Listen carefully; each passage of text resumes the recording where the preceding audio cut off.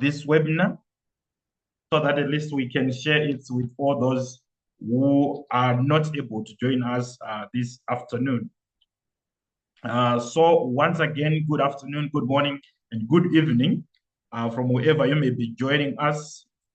And it's a warm welcome to this special EvalforEarth webinar titled Evaluation for a Better Future, Experiences from EvalforEarth Community of Practice on Sustainability, Efficiency, and Growth. This event is part of the gLOCAL Evaluation Week 2025, reflecting our collective commitment as EvalforEarth to promoting innovation and excellence in evaluation practice globally. I am Innocent Shamisa, the Global Coordinator of EvalforEarth, and it's my pleasure to serve as your moderator for today's session. For those who may be new to us, EvalforEarth is a global community of practice focused on evaluation across the areas of food security, environment, agriculture, and rural development. We are proudly supported and sponsored by the evaluation offices of FAO, WFP, CGIAR, IFAD, and the GEF. We are excited to have you with us today, and we look forward to an inspiring session of learning experiences and sharing experiences from the different parts of the world. Today's webinar provides a platform to showcase real-world case studies from our community, emphasizing sustainability, efficiency, and growth in evaluation practices. Our community of practice brings together diverse voices with a special focus on emerging and young evaluators as well from the Global South. We are honored to feature 3 insightful presentations today from Jordan, Mexico, Ghana, illustrating how evaluation contributes to a more equitable and sustainable future. It's now my pleasure to introduce our distinguished speakers, as you can see on the screen, each a valued member of the EvalforEarth Community of Practice. I will start with Ms. Tyler Carlis, who is the Country Director, Forum of Federations from the MENA region. Tyler leads gender and governance programs across the MENA region with a deep expertise in evaluation, policy, development, and inclusive leadership. She brings a focus on women's empowerment in complex settings. Welcome, Tyler. It's a pleasure to have you with us. I will then quickly move on to introduce Ms. Nayeli Amanza, Sustainable Landscape Business Development Senior Associate. Nayeli has over 15 years of experience in rural developments with UN agencies, NGOs, and national institutions in Mexico. Her work centers on MER strategies in sustainable agriculture, climate resilience, and inclusive rural economics. Delighted to have you with us today, Nayeli, and welcome. We were waiting for the third speaker, who is Mr. Nelson. I'm not so sure if Mr. Nelson has managed to join, but in case he's not yet here, I'll just introduce him in absentia, and then he will catch it over when he joins. Mr. Nelson Godfrey Agyamang is the president of the Pan-African Consulting Consortium Institute, PASI Africa. He is the CEO of COFAG and founder. He's also a passionate advocate for farmer-led innovation and resilience ecosystem, specializing in MEL tools that connect global research with grassroots transformation. If Nelson is here, we welcome you. If not, I'm sure you'll be able to join us shortly. Then just a brief rundown through our agenda. Here's just a quick look at what we are going to do. We're going to hear from the 3 speakers. Each we have 15 minutes, and as I said earlier on, I hope Mr. Nelson will be able to join us later. We will then move on into a question and answer section, and so you are encouraged to post your questions in the chat when these speakers are giving their presentations, or you can raise your hands after their presentations, and we'll give you a platform to speak. Then after that, I will just end up the session with some closing remarks. Then some few housekeeping issues. Before we begin, the session, as I said earlier on, is being recorded and it will be shared with all registered participants, including the presentations. Please keep your microphones muted unless speaking or unless if we've given you the platform to speak. And please feel free to share questions in the chat at any time during the course of the presentations. So to get us started, let us just dive into the first presentations.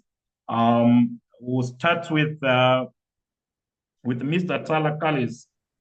She's going to talk to us about the most significant change in evaluating women's leadership empowerment in Jordan.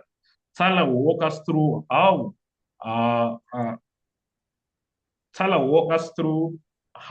the MSc approach is being used to measure impacts on women's leadership in Jordan. Unfortunately, I didn't notice that my camera was off, but I'm sure now you are able to see the voice which was speaking behind this slide. So I will take off this slide and hand over to Tala. Tala, the floor is yours, and I'm stopping sharing. Thank you. Okay. Thank you, Innocent, and thank you for all the participants for their time. First, I thank Evaluation4Earth for giving me this opportunity to participate in this very important week on gLOCAL evaluation. And also, I'm really happy to discuss the title of my presentation, The Most Significant Change in Evaluation, Women's Leadership Empowerment in Jordan, as a means for measuring impact on women leadership. So in the coming 15 minutes, allow me to take you into this journey where we will introduce the project that I was working on and discuss the most significant change as an approach. What were the key findings and significant changes at the individual, community, environmental levels, and then lesson learned, both the challenges and the opportunities, recommendations for future evaluations, and the conclusion.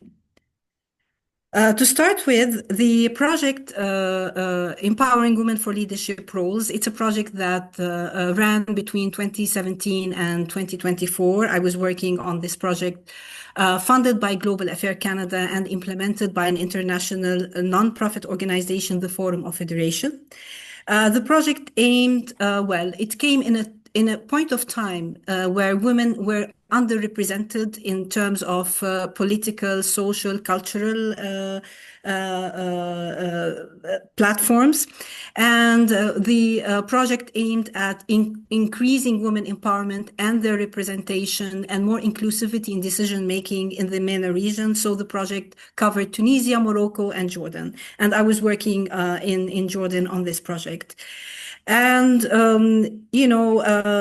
just like any other project, it had its theory of change. It had its, let's say, logic model. Result-based management was the methodology of evaluation as, let's say, directed by the donors.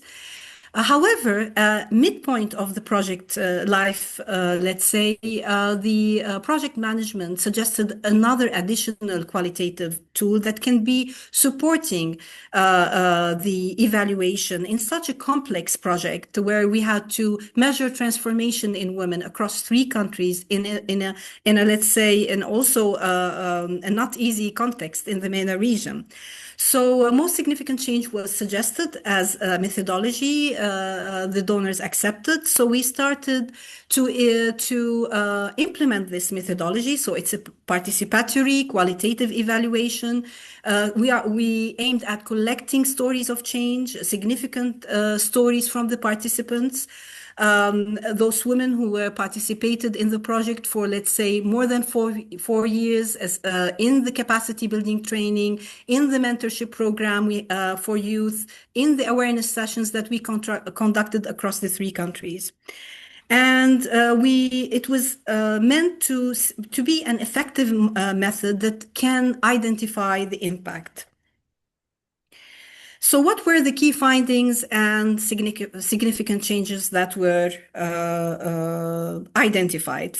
I'm happy to discuss further the methodology during the Q&A session, but we were able to identify that most of the women that we interviewed and we had discussed with, they have identified that their skills had improved in terms of their leadership, communication, advocacy skills, and management. In particular, young women whom we targeted at the universities in the mentorship, in the soft skills programs, they started to be empowered in the way that to lead further community projects that empower women in their communities, and both women who are leaders themselves, whose capacity has enhanced, and young women whose capacity was built, both showed confidence in taking leadership positions at the individual level. In addition, we noticed that we let's say sampled 200 women leaders and young women, and more than 100 men, because also we had men as part of, let's say, our activities in awareness, because in order to have a project impact, you need men on board to be convinced and participate in this project. So let's say out of the sample, we had like 55 head of organizations and civil societies, and they all started to think and try to implement, let's say, more inclusivity in their organizations. For example, including more gender responsive human resource management, more gender responsive budgeting in their organizations.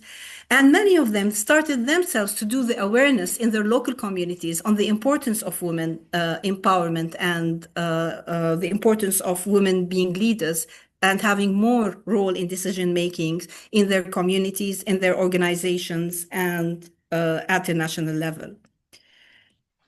At community and environmental impact, we noticed that in particular, the men and women who were part of the project, but also were, let's say, elected at council levels, whether municipal, local, etc. They started to have their own local initiatives and reach out more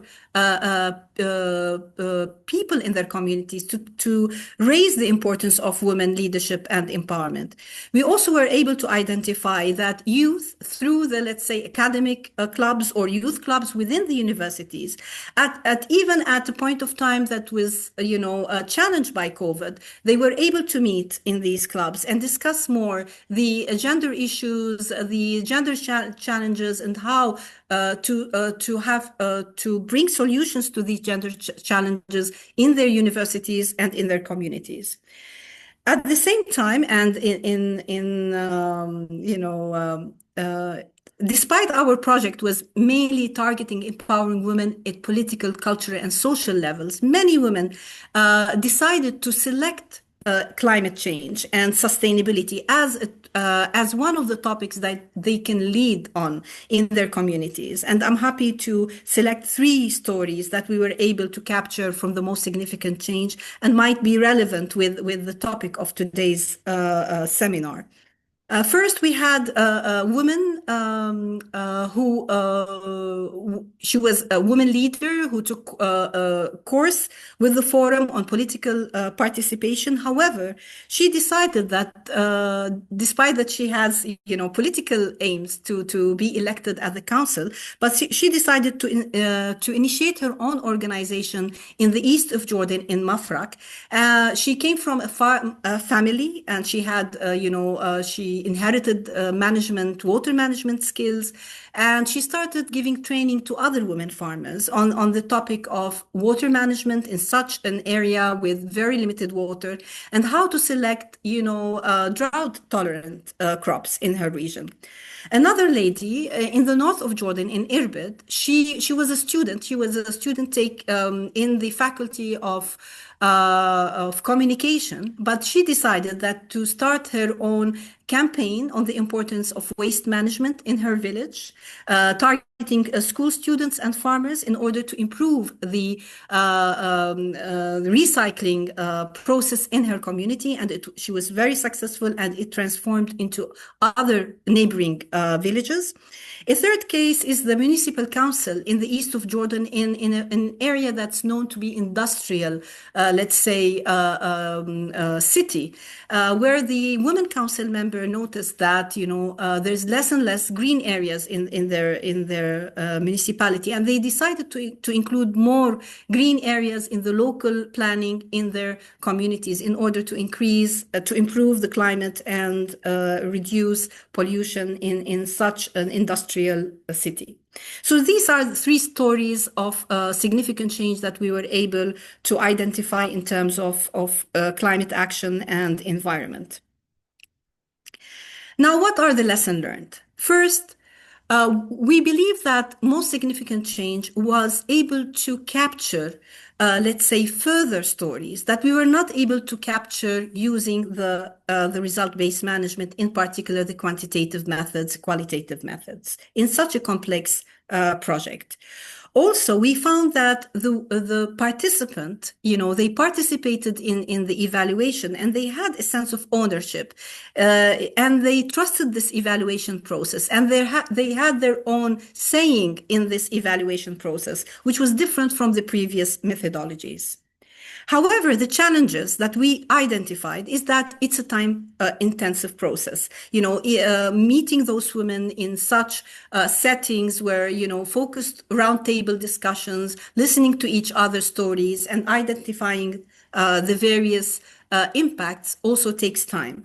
And also making sure that our sample represent women from different specialization, ethnicity, religion, geographical region. It's not easy also to have this diversity and avoid biasness. So this is, they were like part of the challenge, but it was really an interesting exercise. Finally, we recommend the most significant change to be an additional approach to the quantitative and qualitative methods of the result-based management in order to understand better and identify better the impact of the project. We also believe that it builds the capacity of those young women and also the women leaders in evaluation, because they are learning the skills while participating in the evaluation process themselves. And we believe that it is a very interesting approach that can be used in projects that deals with governance and gender equality in order to capture the transformative impacts. So finally, we conclude that the most significant change strategy is very important in understanding the true impacts of projects like the project I was working on. And it's a participatory method that very useful in projects dealing with gender equality, inclusive governance, sustainable development. And finally, we believe that when we empower women, women really tend to have a role in improving their communities, transforming them into better communities, in particular in areas in agriculture and climate action.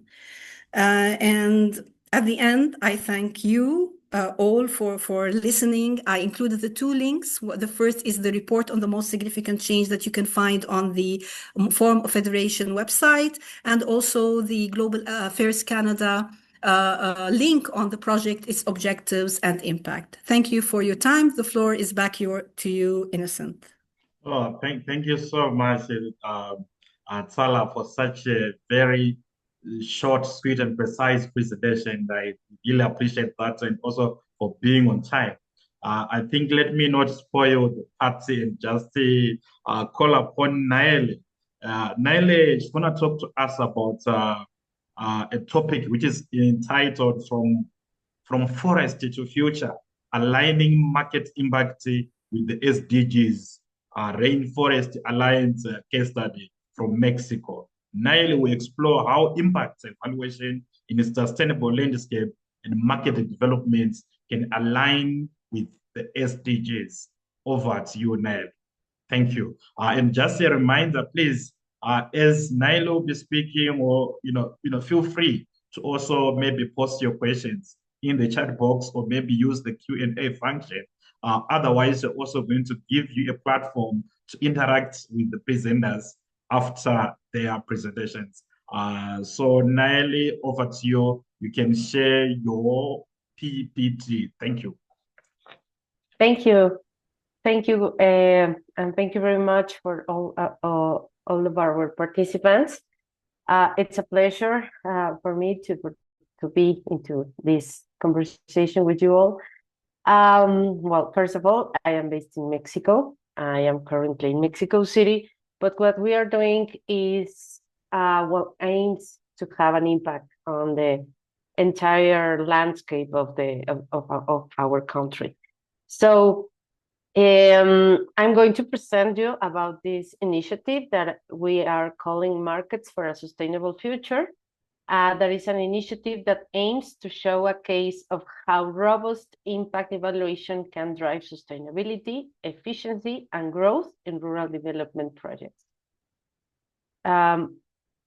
So since Rainforest Alliance in Mexico, we have identified that there is a crucial need to deliver impact evaluation, not only for the organization, for our internal objectives, but also to apply to international development, private and other public funds, so that we can deliver impactful solutions and projects implemented with a focus on conservation and rural development in any type of landscape. So with the current global panorama, for example, with the closure of USAID, we face, as an organization, we are facing financing limitations to deliver funding and to deliver these solutions based on regenerative agriculture and climate resilience. So that's a big challenge for us, so that for the scalability of our solutions. We also have identified that by working with the communities, we have identified that producers constantly face high operational costs, fragmented funding, and minimal recognition for their sustainable practices. They are more encouraged to have high yield production instead of the conservation of soil and to have good practices in their production. And at the same time, donors and investors and other corporate actors are demanding transparent and measurable results, not only aligned with their own metrics, but also with this global accountability that we are basing on SDGs, on the SDGs framework. So without solid evaluation, we risk missing opportunities for sustainable impact. With that in mind, we have designed the Markets for a Sustainable Future. Nowadays, it is only available in Spanish. At the end of this month, we are going to have the version in English. But well, this initiative has been built under an innovation process with a scope of incentive analysis of the buyers, of the potential donors, or what is the private sector really asking for an organization, or for an organization that delivers projects into the field. So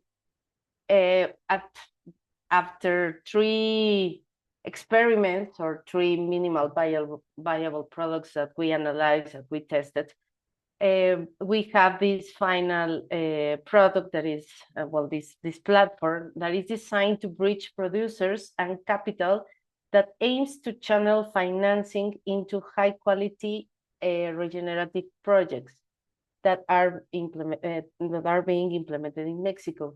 They can be either new projects according of what the donor is expecting, or they can be second phase projects based on current our current portfolio that is implemented now. One of the benefits, or one of the benefits, is, I think that's the most suitable word, is that our projects are embedded within the Rainforest Alliance global strategy, with the target to generate both measurable outcomes based on the SDGs, which is global accountability, but also considering corporative metrics based on their sustainability compromises.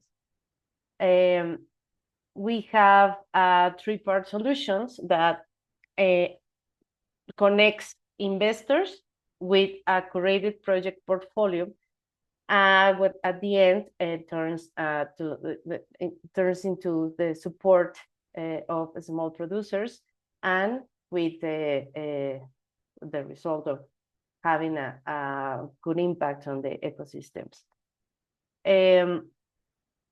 To deliver impact information, we are focusing on measuring what matters. Our monitoring, evaluation, and learning framework is built on this corporate ESG criteria, which give us this materiality lens that is what is called in the corporative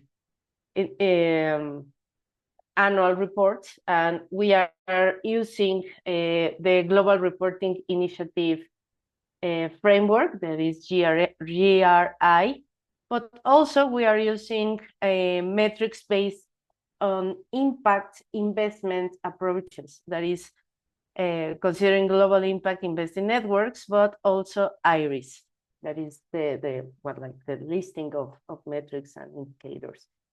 And the second, approach is we have this SDG alignment to warrant a global accountability based on a common framework that applies both to private but also to governmental compromises, not based on the country's compromises, but also with these networks of private corporations that are working towards fulfilling the SDGs compromises. We also are using the Rainforest Alliance global strategy that is focused on thriving land, on working to have more thriving landscapes with an integral approach to have considering not only nature and productive scopes, but also the social and economic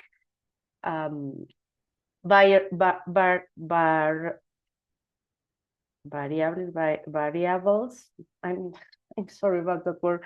Well, but the approaches, economic and social approaches, that at the end are what are constituting the entire landscape. So we combine qualitative and quantitative tools to track performance at multiple levels, from individual producers to communities. But at the end, according to the scale of the projects, we can have this assessment to whole landscapes and systems. This approach ensures that our impact measurement is comprehensive and meets the stakeholders' needs. I'm sorry if my English is not that good, but well, to deliver field-based evidences, just to get this information based on what we are doing in the territories, we use a variety of tools. For example, in this photograph, we have this one person from Rainforest Alliance working with technicals, one technician and a representative of the community, that they are going to start measuring trees in this forest. This forest site. This is a landscape in the Yucatan Peninsula near Cancun. So this is there is a large territory that they have sustainable forestry management. So we start with baseline assessments. We have the information of about 13 projects. So and we have done a producer segmentation just to have more clarity about the context. We have designed also real-time dashboards so that we can deliver project teams and donors data and visualization, data visualization, just for everyone to have a whole context so that they can make data-driven decisions. And if they want, and also for them to identify areas for improvement. We are delivering the measurement of metrics such as carbon stocks, biodiversity, productive diversification, climate resilience through adaptive activities like soil and water conservation activities, community participation, and we are also tracking economic and social impact based on the current activities.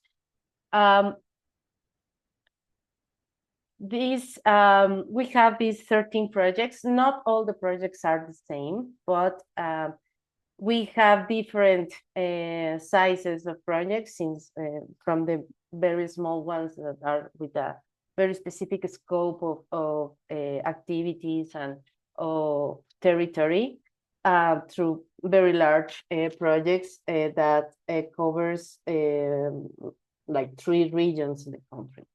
So according to what the donor or the potential buyer is asking or wants to accomplish, we can deliver that type of project according to our portfolio. Nowadays, we are exploring these innovative digital tools like blockchain and Web3 to further offer, to further have transparency and traceability on our offering, so that the impact can be traceable from the person or the activity that it's doing, or that is having this impact, through all the chain or all the blocks that at the end are going to give the donor the information. So what we have learned, this has been very interesting. Almost 2 years of experimentation and research. What we have learned is that first, organizations must ensure they must run innovation processes to identify the real incentives of potential donors, so that civil organizations and NGOs and other agencies don't rely only on international development funding, so that we can unlock the green gap that it's happening. The corporations have large corporations have this obligation to deliver ESG data and ESG information of their activities in annual basis on their annual reports, so that they can be subject to further financial leasing to invest, I don't know, into install many new restaurants or many new sites of their implementation. So if they don't fulfill these needs or the annual reports based on GRA, for example, they are not fulfilling the requirements of the stock markets, for example. This is the case of the stock market of New York and the stock market in Mexico. If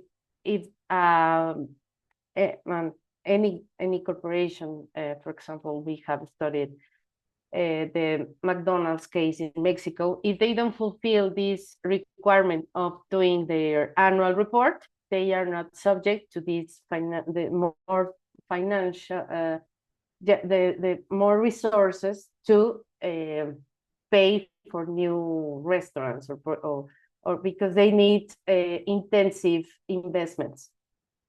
So that's the green gap that we are seeing, that this private sector is needing to deliver impactful and true impact in the field. Not what we don't want is to be a greenwashing alternative. We are working to ensure that that is not the case, and that we are and we are not working with any corporation with that in mind. So well, with the reputation of the Rainforest Alliance, and also we must we are working on market assessments. We are applying methodologies to deliver fast development of solutions, with, for example, with the Scrum methodology. In the second that was a very large lesson that took us for more than 1 year to have that clarity. In the second lesson that I can share with you is that producers engage more efficiently and effectively when they understand and see their impact over time. When we not only recollect the information, when we deliver the data and the impact that we are assessing with communication materials or with meaningful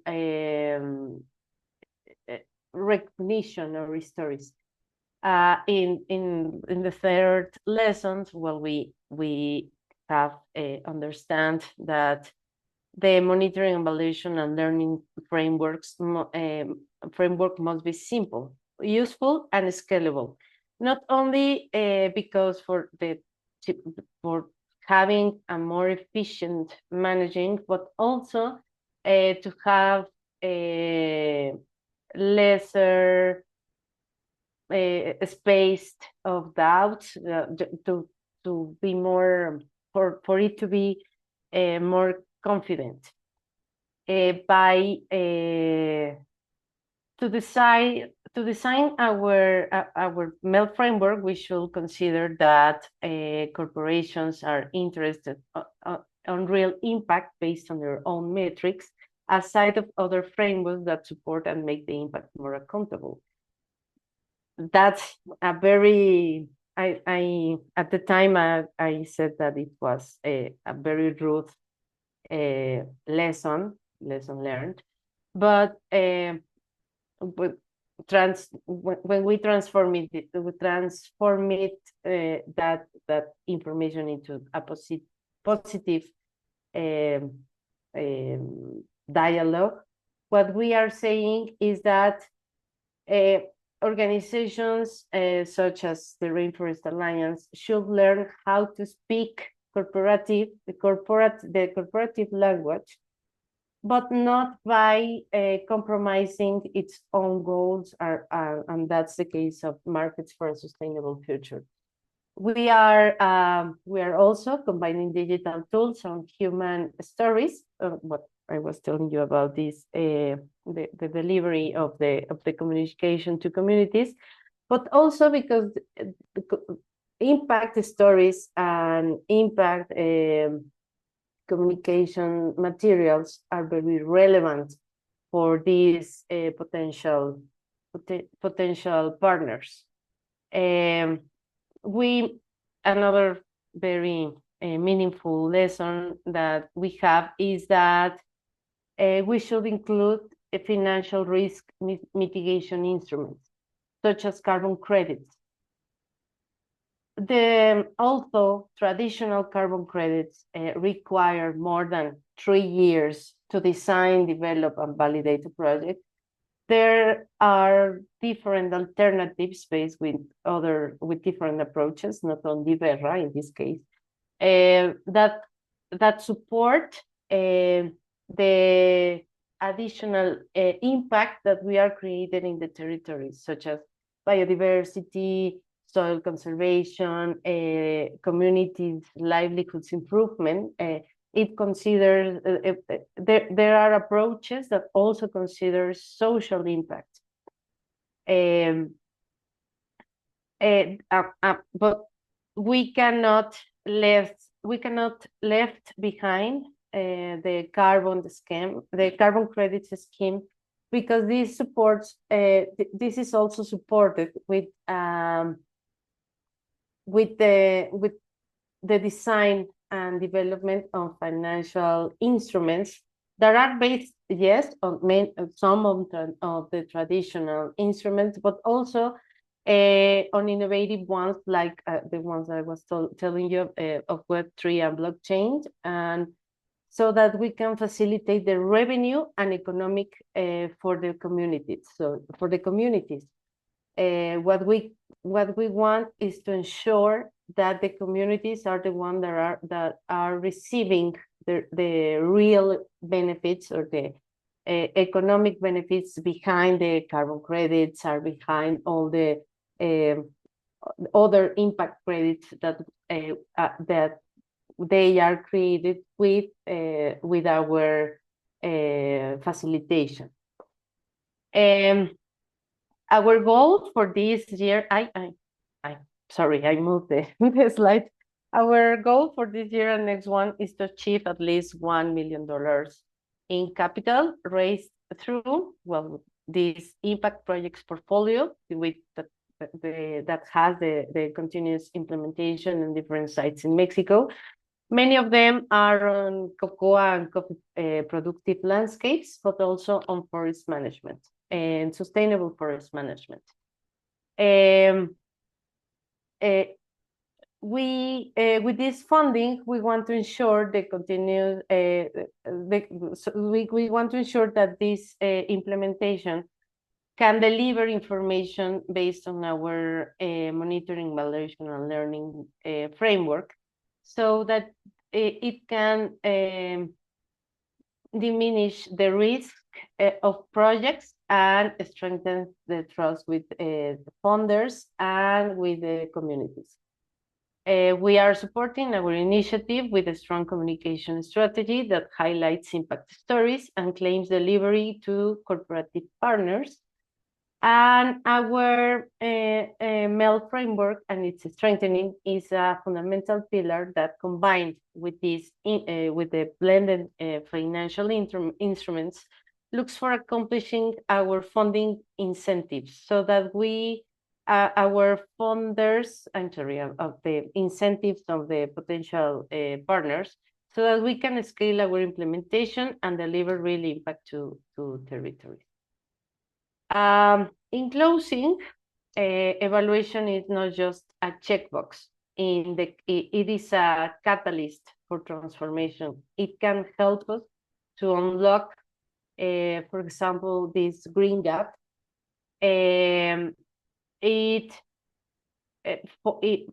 For markets for a sustainable future, a strong MEL framework and approach is a pillar. It's one of the main and more is one of the main and stronger pillars of all of our projects. So we cannot ensure financing, we cannot ensure community engagement without evaluating for action. With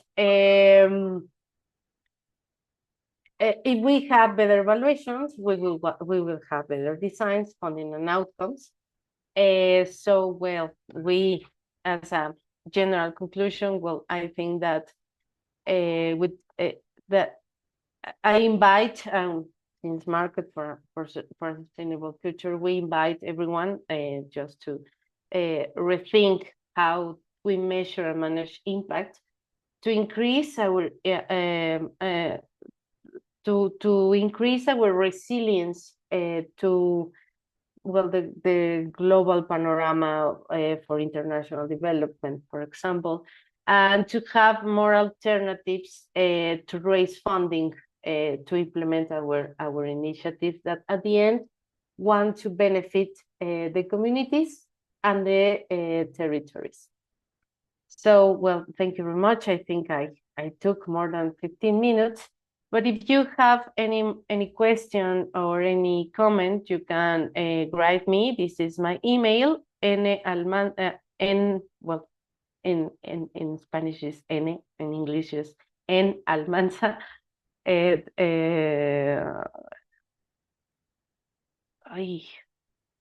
I'm not sure how to say this one, arroba. Well, this is my email, and this is the current link. As I was telling you, at the end of this month, we are going to have the English version.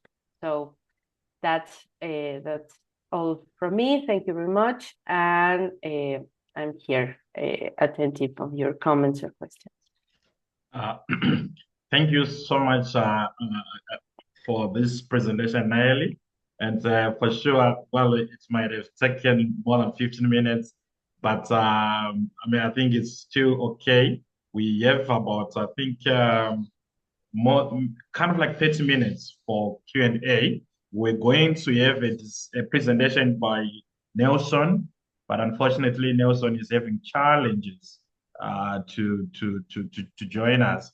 So I think at this point, we'll move on to the Q&A session.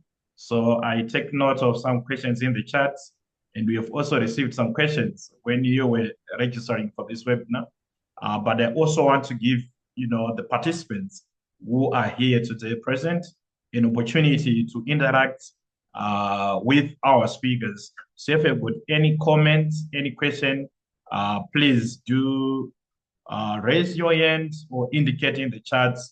I will give you an opportunity to speak before I go to the comments or to the questions in the chat box.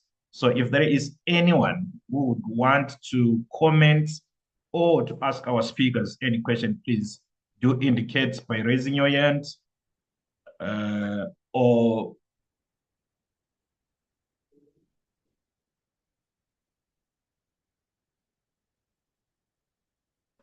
yeah, please don't be shy. Let's hear from you. Bayene Maker, I see you. Good to have you today. Is that a hand? Would you want to speak, Bayene Maker?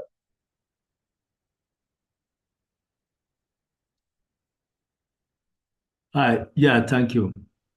I'm really very much interested on the presentations, on both presentations, but I have some question for Tala,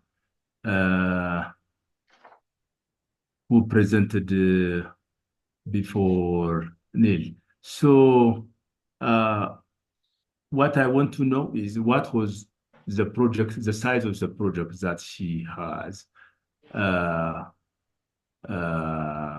studied using MSC, and what is her criteria to select this evaluation with MSC. That's it. Am I clear? Hello? Yeah, I think we are hearing you, and I think your question is clear. Over to you, Tala Harris, if you want to respond to Bayene. Thank you, Bayene, for that question. Yeah, thank you, Benaya. I understood the second part. It's like the criteria that in evaluation. Do you mean what were the criteria for selecting participants to be part of the evaluation? No, the methodology by itself, MSC. Yes.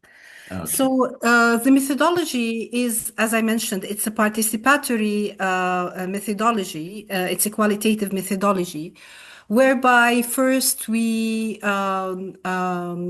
let's say consulted our stakeholders, all the organizations that we were working with, in identifying stories of change, but also we had had an online let's say advertisement, advertising for this methodology for all our participants who will be interested in participating.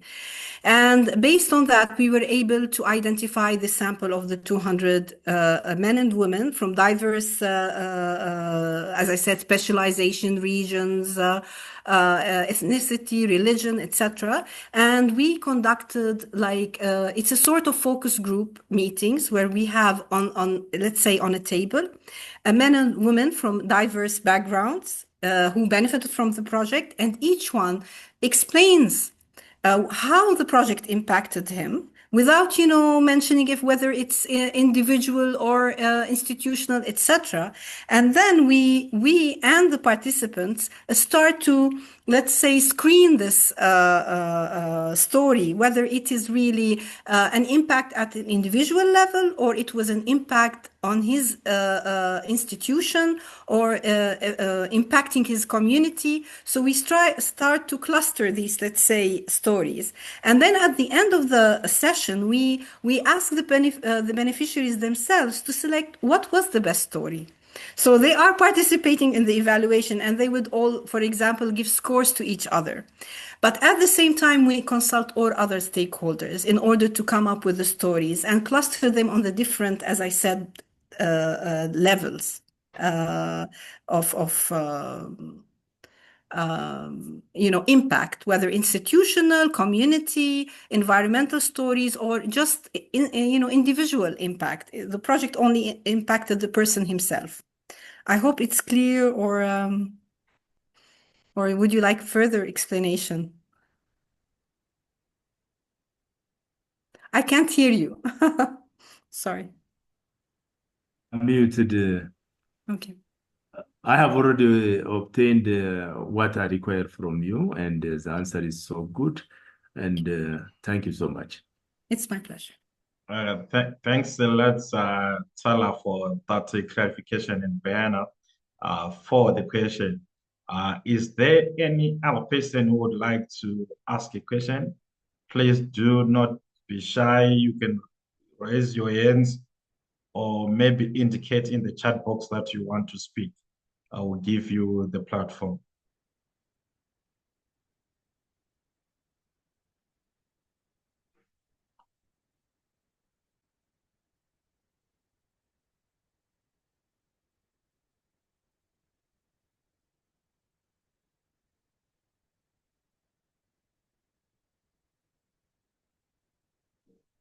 Draini, would you want to ask a question? Draini Me Muhammad.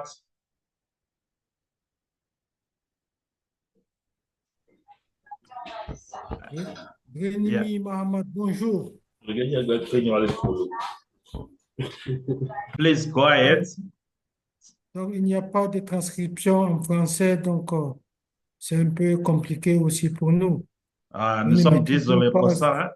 Nous sommes désolés pour ça. La prochaine fois, on va essayer de faire quelque chose en français. Mais merci beaucoup pour attendre cette session. Mais si vous avez quelque chose à dire, je peux faire la traduction. Merci.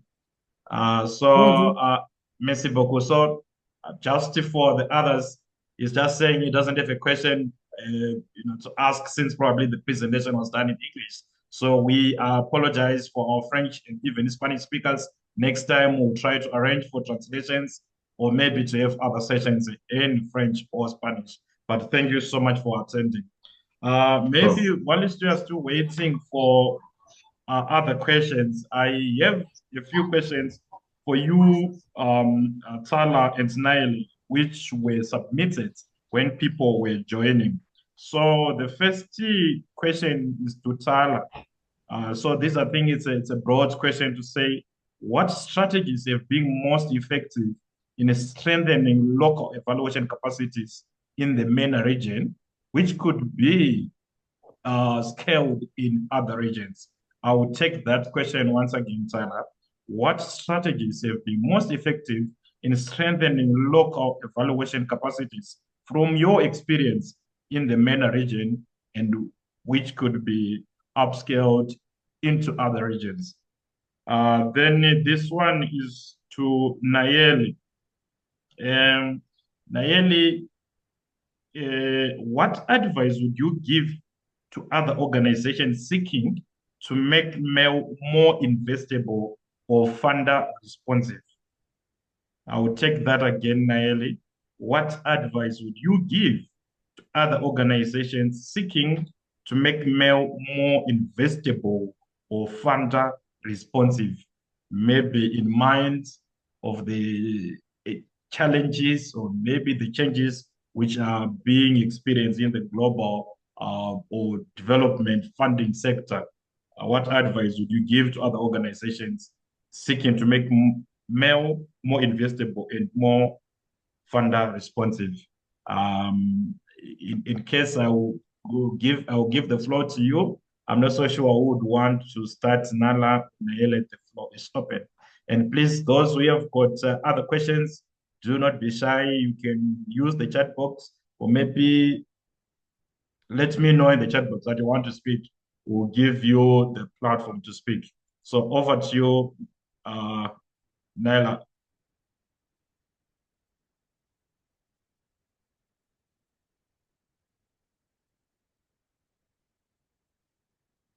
Nayeli, if you are speaking, it seems as if you are on mute. Sorry, yeah. Please go ahead. Okay. Well, my advice is, well, not to do the 2 years innovation process that we did, because, well, we already shared the results and what are the real incentives that are behind these private donors. My advice is to invest in building a strong impact measurement system. It was really difficult to have a common framework that can talk or that can deliver data that is common for different projects, because, well, this project had different nature, different fundings in the different donors from the beginning, one from the from the GEF and one from USA. So these donors asked for different types of indicators or how you present the MEL systems and the information at the end of the implementation. So if you have, as an organization or as a country, direction of an organization, if you have this MEL that can trace all the different projects, you can deliver data in a more transparent and efficient way, so that the evidences can talk about the real impact that you are created with, for example, global goals like the SDGs. The information about the SDGs and the GRA and the different corporative frameworks are public, are available to the consultancy, and you can work with that information so that you can make different, well, I did it in Excel at the first, different sheets of working sheets when you can compare these frameworks and how they are linked. Another thing is that, well, collaboration is very important. For example, as Rainforest Alliance Mexico, we don't do the carbon measurement to deliver these the carbon credits. We are collaborating with another NGO in Mexico, so that we can measure or we can develop, because we are in that phase, so that we can develop our approach, our operative and logistic approach. And with this in mind, the cost of implementations are divided. We are focusing on delivering workshops and trainings to producers, and this other organization is going to be focused on what they do the best, is to measure this carbon with is the regional network methodology. So don't be afraid to have alliances with other organizations, although they might be smaller than yours or maybe larger than yours. So, but with the focus of what you do the best, you must be, we must have clarity of what is your product and what is really what you are offering to these potential buyers. Okay, thank you so much, Naile, for that additional clarification. Yeah, there is another question for you, Naile, in the chat from Vincent, but maybe I'll give Tala the opportunity to respond to that question, and then I'll get back to Vincent's question. Thank you. Over to you, Tala. You can unmute yourself. Thank you. Yeah. Thank you so much for the question. It's really a big question. Now I have to think like a strategic planner. I can reflect from, the everyday to-day experience doing, internal monitoring and evaluation as a project manager. We can say that we tried our best in order to adapt the global models, like the one we were using, results-based management, or the OECD DAG models, into local realities. And, we have to take into consideration the context, the national context, the local context, local norms and values. We have to make use of what's there in terms of the country indicators, the strategic plans that have been produced in the country in our as part of our indicators. It's very important to build the capacity of local evaluators, in particular the young generation in the MENA region. What else I can think of is that we tried our best to use the participatory methods like the most significant change to be more inclusive. We try to, as my colleague Naili mentioned, the importance of communicating the results to the policymakers at a national level and at the donor level. We try to exchange best practices with other countries in the region in terms of what we have received, what we have reached in terms of impact. But I think two major challenges that we can look in the MENA region in particular. One is the use of technology and digital tools in the evaluation. We're still behind that in that activity. And also we have part of the region, unfortunately, where there is the conflict context, whereby it would be difficult to do, let's say, in-person evaluation, and we have to think of more innovative means to reach out those participants in conflict zones. And maybe we can make best practices from colleagues in this session. Thank you. Yeah, thank you. And colleagues, I think this was quite a big question, as you said, Salah. If there are any other colleague who wants to add a comment on this, please feel free to just open your mic and say something. Maybe Vincent, let me give you the platform to ask a question to Nail. Vincent, please. Vincent Ekia.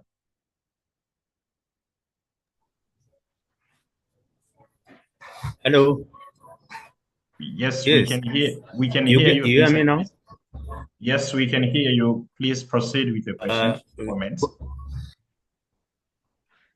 Going forward with evaluations and future planning, Nayeli said we should rethink how to get, I think, impact and manage it for future projects. Could she please expound on that? Of course. Thank you very much for your question.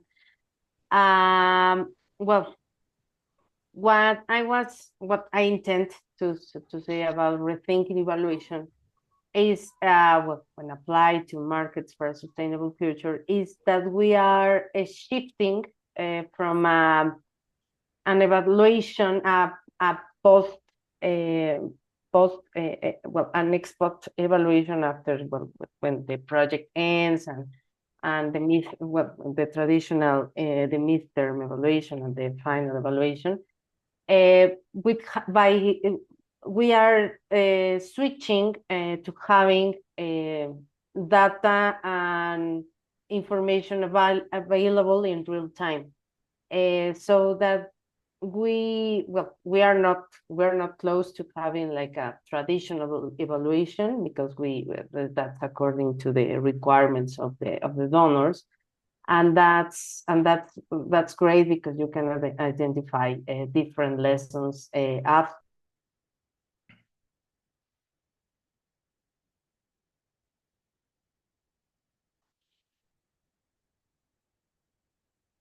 Hello, Naili. I think we have lost Naila. I think she's muted, or I can see from my end that her screen is frozen. So maybe whilst we wait for Naila. We are focused. Yeah, what we are intending is to have these real-time assessments with digital tools like dashboards and geographical information systems that you can have the results and the information visible, and that it can be reliable for all the stakeholders. It's like you have the two options. Like we are not saying no to traditional evaluation, but we are saying yes to this kind of evaluations, but also to have these other options and other data in real time.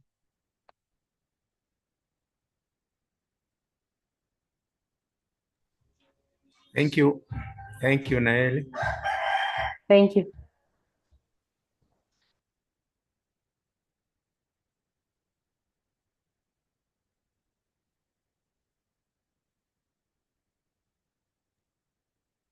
We can't hear you, Innocent. Hi, thank you. Sorry, I didn't notice that I was on mute.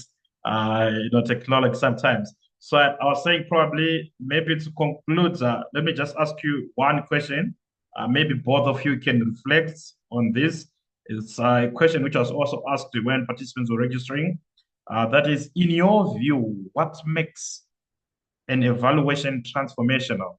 I think, Naeli, you echoed on that quite a lot in your presentation. So the question is, in your view, what makes an evaluation transformational rather than just informative? In case you'd want to take this question, maybe I'll start with Tala and then Naile.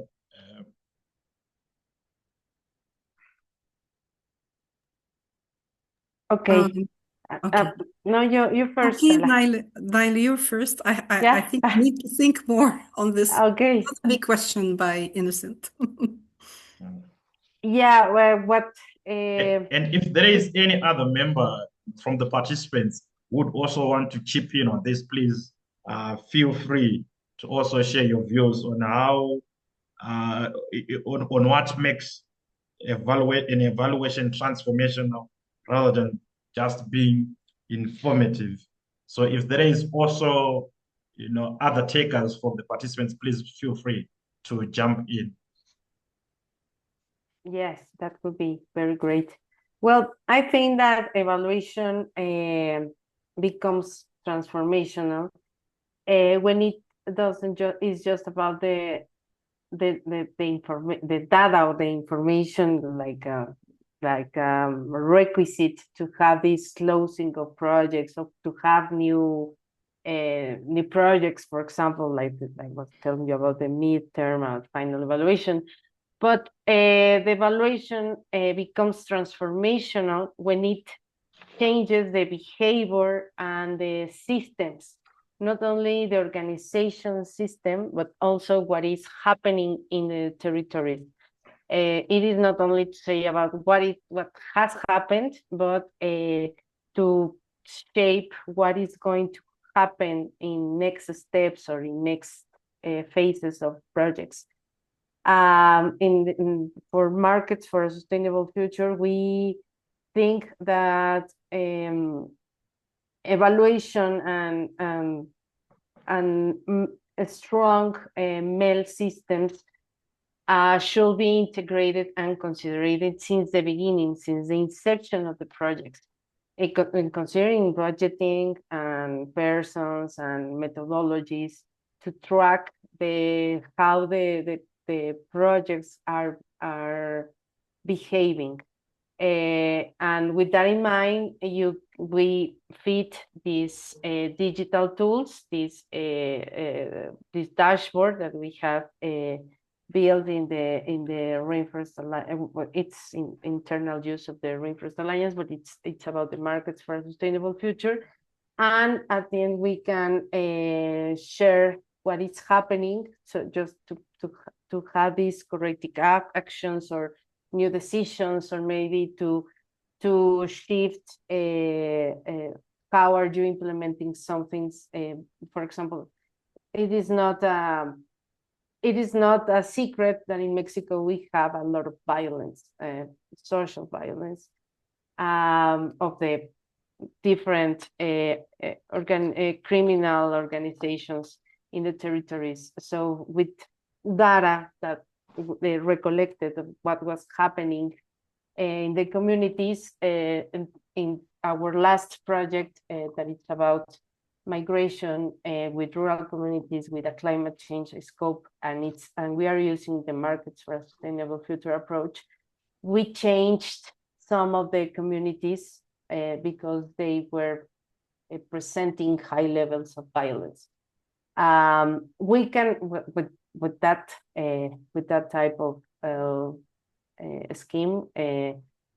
Well, that was a very extreme example, what I have just told you, but that's the kind of information that we can have. We are tracking different things. We are recollecting baselines of different projects, and at the end, what we want is to continue building the confidence with the communities and to continue the implementation of our initiatives. Thank you so much for that, Nelly. Tala, do you have anything to add or? Yes, reflecting from the project that I was working on, I have to say that when you present the results of the evaluation to policymakers, whether at a national level or at a donor level, and you see that this is reflecting in their new plans, new strategies. For example, when you see that the national strategy or a ministerial strategy now has more women empowerment, let's say, activities and funds that goes to empowering youth, then you can see that you are, seeing this being taken by the policymaker in their, in their policies. So I think this is where you can see that the institutions are transforming, as I mentioned, through what I've mentioned in the most significant change, the institutional level change, having more budgets that go in their plans to youth empowerment and women empowerment. I don't know, that's my part of answering this question. I hope it's thanks once again, Itala, for that. And maybe let me just take this opportunity to thank you, both Nail and Itala, for such a very informative and engaging session. And also thanking the participants, for staying and joining and contributing to this discussion up until now. Maybe to conclude this session, here are a few key insights that stood out to me during the session. I think we're reminded that evaluation is not just a technical process. It must be grounded in local realities, inclusive participation, and adaptive learning that reflects the need and the knowledge of those most affected. We heard that making evaluation meaningful requires linking it to finance, policy, and transformation, ensuring it is simple, actionable, and scalable, while also aligning with sustainability and corporate metrics. And above all, we urge to rethink how we measure and manage impact, moving from compliance to transformation, from top down to bottom up, and from disconnected data to stories that build trust and drive change. This conversation is just the beginning. EvalforEarth as a community of practice, we remain committed to advancing evaluations that help build resilient, equitable, and sustainable futures. I think some of you are asking about the recording and the material shared. Happy to let you know that the recording and materials from today's session will be made available on the EvalforEarth website. If you are not yet a member of the community of practice, we warmly invite you to join us. We are also inviting you tomorrow, where we have another EvalforEarth session at 16:30 GMT +1 or Rome time, where we are going to have a topic on sustainability, inclusive evaluations in agriculture, exploring opportunities for collaboration. We are going to hear from the representative of the 4 main agencies, supporting and sponsoring EvalforEarth, as well as a team from Footprint Evaluation. So I also look forward to seeing you tomorrow. Let me also just share the link in the chat box, in case maybe some of you might not have seen it. So here it is. That is the link for tomorrow's session. It's 16:30 GMT +1, or it's 16:30 Rome time. I think let me also maybe thank you once again, the participants and the speakers. We look forward to our continued collaboration. Until next time, stay safe and stay connected. Thank you, and it's bye-bye for now.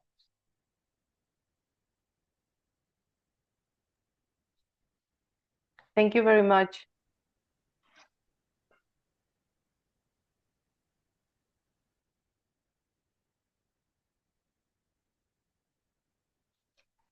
Bye-bye. Thank you so much. Thank you, Ben.